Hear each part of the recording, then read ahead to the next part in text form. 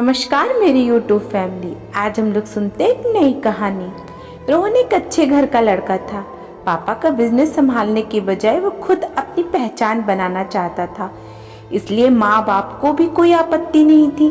उनका सोचना था कि हमारे पास सब कुछ तो हमारे बेटे का है, अतः वो जो करना चाहे करने दो। उसके हर फैसले में वो भी उसका साथ देते थे। उधर दूसरी तरफ दिवाकर एक गरीब घर से था। उसके पिताजी साइकिल रिक्शा चलाते थे। जब वह 8 साल का था तभी उसके पिताजी का एक्सीडेंट में देहांत हो गया था। तभी से वो अखबार बेचता था। माँ ने घर में चूल्हा चौका झाड़ू पोछा करके उन दोनों भाई बहन को पाला था। घर में उसकी माँ दिवाकर और उसकी बहन शालू थी। शालू 19 साल की थी, कॉलेज में पढ़ती थी, पढ़ने में होशियार थी, घरेलू कामों में दक्ष व समझदार थी बहुत। माँ और दिवाकर को उसकी शादी की चिंता सताती थी। रोहन और दिवाकर की जोड़ी भी खूब थी। दोनों पूरे ऑफिस में सबसे हंसी ठिठोली करते और दोनों की पटती भी खूब थी। दोनों साथ खाना खाते, साथ घूमने जाते और ऑफिस का काम भी पूरा रखते थे। रोहन और दिवाकर दोनों एक दूसरे को कहते, यार यहाँ आकर तेरे जैसा दोस्त मिल गया, बहुत बड़ी बात है। ऑफिस में घुसते ही अपने आदत अनुसार रोहन ने बैग रखते ही सीटी बजाते हुए सबका हाल पूछा। जब दिवाकर के टेबल पर पहुंचा तो दिखा नहीं हुआ। अरे दिवाकर कहाँ है? जूली ने कहा कि उसे कैंसर है, स्वास्थ्य हॉस्पिटल में एडमिट है। हम भी आते हैं और पता लगाया है, रामू काका ने बताया है।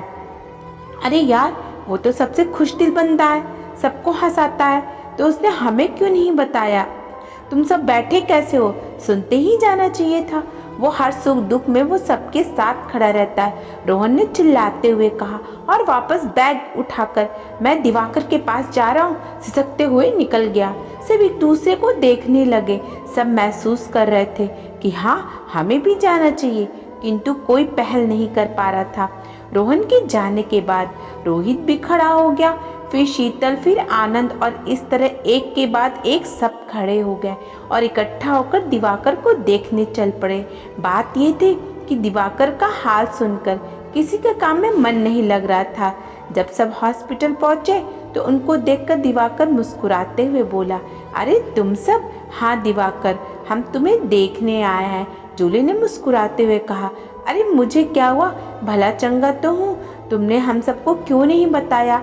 आनंद ने चुटकी काटते हुए कहा, अरे यार मैं रात को अस्पताल आया था, किसे तंग करता, देख गुस्सा मत दिला। रोहन ने आंखें तरेड़ते हुए कहा, ओके बाबा। दिवाकर ने कानों को हाथ लगाते हुए कहा। दिवाकर के चेहरे पर इसी तरह की स्माइल खिल रही थी और अंदर की पीड़ा वो किसी को दिखाना नहीं चाहता था। रोहन दिवाकर की माताजी को, जो उसके पास बैठी हुई थी, उनको एक तरफ ले जाकर उनका हाल पूछने लगा तो वो फूट फूट कर रोने लगी और बोली, क्या बताऊं बेटा, डॉक्टर ने कहा है कि आखिरी स्टेज है, 2 या 3 महीने। और फिर फूट फूट कर रो पड़ी। रोहन ने उन्हें सांत्वना दी और डॉक्टर से मिलकर सारा हाल जाना। उसे ब्लड कैंसर था।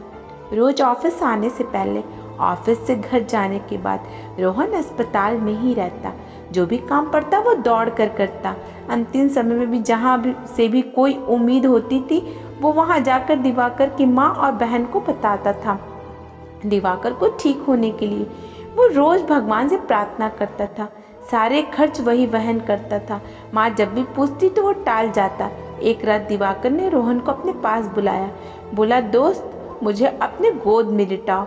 रोहन उसके पलंग पर बैठकर उसका सिर अपने गोद में रख लिया। दिवाकर की आंखों से लगातार आंसू बह रहे थे। वो रोहन से बोला, दोस्त मैं तो जा रहा हूँ, तू मुझे एक वादा कर कि तू माँ और शालू का ध्यान रखेगा, उन्हें खुश रखेगा। माँ ने अपनी ज़िंदगी में सुख की एक झलक भी नहीं देखी, अब मुझे इस काबिल बनाया तो मैं भी छोड़कर चल दिया। रोहन ने रुआसा होकर कहा कि नहीं, तुझे कुछ नहीं होगा। किंतु दिवाकर बोलता रहा कि वादा कर, मेरे पास समय नहीं है। रोहन ने हाथ पकड़कर जैसे ही बोला, ठीक है मैं वादा कर, उसकी बात पूरी भी नहीं हो पाई। दिवाकर ने प्राण छोड़ दिए। उसका हाथ जो रोहन ने थाम रखा था लटक गया और गर्दन एक और झुक गई। दिवाकर ने जैसे तैसे खुद को संभालकर डॉक्टर को बोला। डॉक्टर ने कहा कि अब इनमें कुछ नहीं बचा। उनकी यात्रा यहीं तक थी।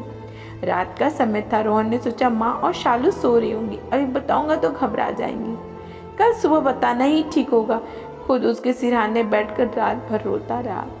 अगली सुबह ऑफिस के लोग व रिश्तेदार सब इकट्ठे हो गए।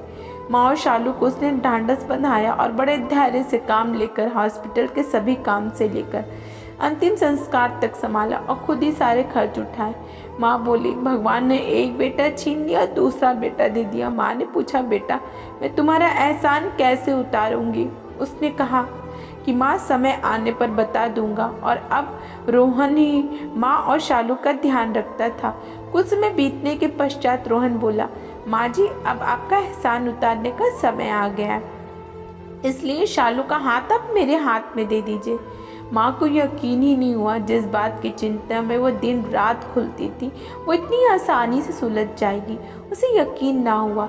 रोहन बोला, हाँ माँ, मैंने दिवाकर को वादा किया था कि मैं आप दोनों को खुश रखूँगा। शालू जैसी सुशील घरेलू दक्ष लड़की पाकर तो मैं भी धनी हो जाऊँगा। माँ ने शालू की तरफ देखा तो वो शर्मा कर अंदर भाग गई और मन में वो भी रोहन को पसंद करने लगी थी। रोहन के माता पिता की सहमति से दोनों की शादी हो गई। रोहन ने नौकरी छोड़कर बिजनेस संभाल लिया, जिसमें रोहन के पापा रोहन और शालू के MBA करने के बाद बराबर सहयोग से बिजनेस दिन रात चौगुना फलने लगा था। दिवाकर का सपना पूरा हो चुका था। सब सुखी थे और सब खुश भी थे। अगर इस कहानी ने आपके दिल को छुआ है तो सभी दोस्तों के साथ शेयर करें और हमारे चैनल को सब्सक्राइब कर लीजिएगा। धन्यवाद।